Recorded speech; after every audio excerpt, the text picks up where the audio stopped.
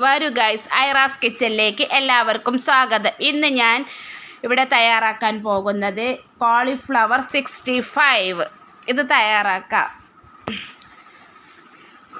ഇത് ഓരോന്നോരോന്നായി മുറിച്ചെടുക്കാം. ഇതുപോലെ മുറിച്ചെടുക്കാം. എന്നിട്ട് നമുക്ക് ഇത് അരമണിക്കൂർ വെള്ളത്തിൽ ഉപ്പും ചേർത്ത് വെക്കാം. അതിൽ വിഷാംശം മറ്റുണ്ടെങ്കിൽ പോകാൻ വേണ്ടിയാണ്. ഇതുപോലെ കീറിക്കൊടുക്കണം. നീളത്തിൽ ചെറിയ കുഞ്ഞാക്കണ്ട, ഇതുപോലെ കുറച്ച് വലിപ്പത്തിൽ. അരമണിക്കൂർ കുതിർത്തിയതിന് ശേഷം കഴുകി വൃത്തിയാക്കി നമുക്ക് വേറൊരു പാത്രത്തിലേക്ക് മാറ്റാം. ഇതുപോലെ ഓരോന്നോരോന്നായി നമുക്കിതിലേക്ക് ചേർത്ത് കൊടുക്കാം. ആവശ്യത്തിന് വെള്ളം ഒഴിച്ചു കൊടുക്കാം. അതോടൊപ്പം ഉപ്പും ചേർക്കാം പാകത്തിന്. ഉപ്പ് ചേർത്തതിന് ശേഷം മഞ്ഞൾപ്പൊടിയും ചേർത്ത് കൊടുക്കാം.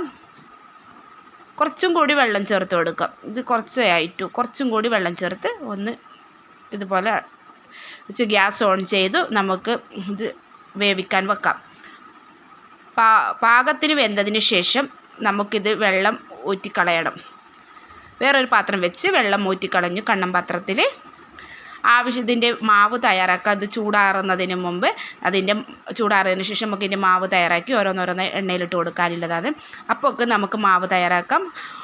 1.5 ഗ്ലാസ് മൈദയും 1 ഗ്ലാസ് കടലമാവും 1/2 ഗ്ലാസ് കോൺഫ്ലവർ പൊടിയും ചേർത്ത് അതോടൊപ്പം നമുക്ക് ആവശ്യത്തിന് ഉപ്പും ചേർത്ത് ഫുഡ് കളറും ചേർത്ത് കുറേശ്ശെ വെള്ളം ഒഴിച്ച് കൊടുക്കുക.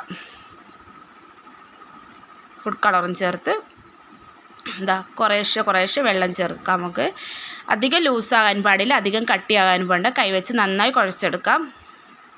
നന്നായി കട്ടകളൊന്നും ഇല്ലാതെ തരിയെല്ലാം പോയി നല്ല മാവിൻ്റെ രൂപത്തിൽ വന്നിട്ടുണ്ട്.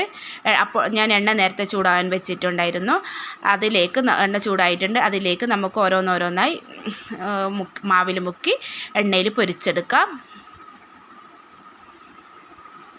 ഞാൻ മാവിൽ മുക്കി ഓരോന്നോരോന്നായി ഇട്ട് കൊടുക്കുന്നുണ്ട്. എണ്ണ നന്നായി ചൂടായിട്ട് വന്നിട്ടുണ്ട്. ബാക്കിലും അതുപോലെ ചെയ്തെടുക്കാം. കുറച്ച് വെന്തതിന് ശേഷം മറുവശം മറച്ചിട്ട് കൊടുക്കണം. ബാക്കിയിലൊന്നും ചെയ്തെടുത്ത് ഇത് വേറൊരു പാത്രത്തിൽ മാറ്റാം.